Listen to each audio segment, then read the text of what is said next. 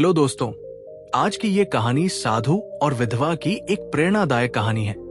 दोस्तों, ये बहुत जबरदस्त कहानी है, इसे अंत तक जरूर देखना और कहानी आपको कैसी लगी कमेंट में जरूर बताना। अगर अच्छी लगेगी तो वीडियो को लाइक करके हमारे the mind blowing Buddha channel को सब्सक्राइब जरूर करना। तो चलिए दोस्तों, कहानी को स्टार्ट करते हैं। बहुत समय पहले की बात है। एक छोटे से गांव में एक गरीब विधवा रहती थी। उसका एकमात्र सहारा उसका बेटा था, जिसे वो बहुत प्यार करती थी। उसका पति कई साल पहले एक दुर्घटना में गुजर चुका था और उसके बाद से ही वो हर मुश्किल का सामना अकेले कर रही थी। वो दूसरों के खेतों में काम करती, सिलाई बुनाई करती और किसी तरह अपने बेटे को पालने पोसने में लगी रहती। उसकी एक ही इच्छा थी कि उसका बेटा पढ़ लिख कर एक अच्छा इंसान बने और दुनिया में अपनी पहचान बनाए। लेकिन गरीबी के कारण उसके लिए ये आसान नहीं था। गांव के पास एक घना जंगल था और जंगल की पहाड़ी पर एक साधु अपनी कुटिया में रहते थे। वे बहुत विद्वान और ज्ञानी थे। लोग उनके पास अपनी परेशानियां लेकर आते और वे उन्हें उचित मार्गदर्शन देते।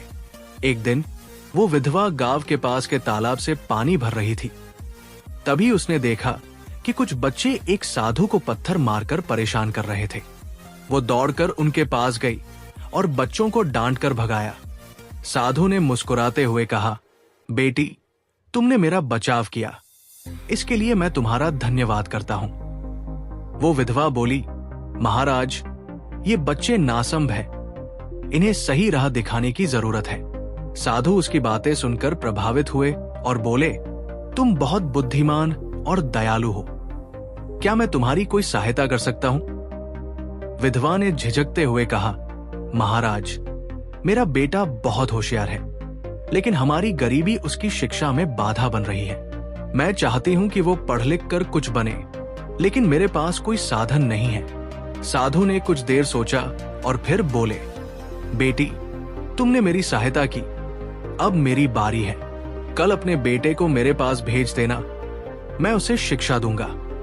विधवा की आंखों में खुशी के आंसू आ गए। अगले ही दिन उसने अपने बेटे को साधु के पास भेज दिया। साधु ने उसे निःशुल्क पढ़ाना शुरू किया। उन्होंने न केवल उसे किताबों का ज्ञान दिया, बल्कि उसे नैतिकता, ईमानदारी और सेवा भाव भी सिखाया। कुछ वर्षों बाद लड़का बहुत विद्वान बन गया। उसने बड़े नगर में जाकर शिक्षा प्राप्त की और बाद में एक प्रतिष्ठित विद्वान और शिक्षक बना। अब वो न केवल अपनी मां का सहारा बन गया, बल्कि पूरे गांव को शिक्षित करने लगा। एक दिन वो अपने गांव लौटा और साधु से मिलने पहाड़ी पर गया। उसने साधु के चरणों में गिरकर कहा, गुरुदेव, आपकी कृपा से ही आज मैं इस योग्य बन पाया हूं। साधु मुस्कुराए और बोले, बेटा, ये सब तुम्हारी मां के संघर्ष और धैर्य का फल है। यदि वो हिम्मत हार जाती तो शायद तुम यहां तक नहीं पहुंच पाते। मां का प्रेम और त्याग ही सच्ची शक्ति है। लड़के ने अपनी मां के पास जाकर उनका आशीर्वाद लिया और उन्हें अपने साथ नगर ले जाने की विनती की। लेकिन विधवा ने कहा, बेटा, मैं यही खुश हूं। अब मेरी आखिरी इच्छा यह है कि तुम गांव के अन्य बच्चों को शिक्षित करो, ताकि कोई और मां अपने बच्चे के भविष्य को लेकर चिंतित न हो।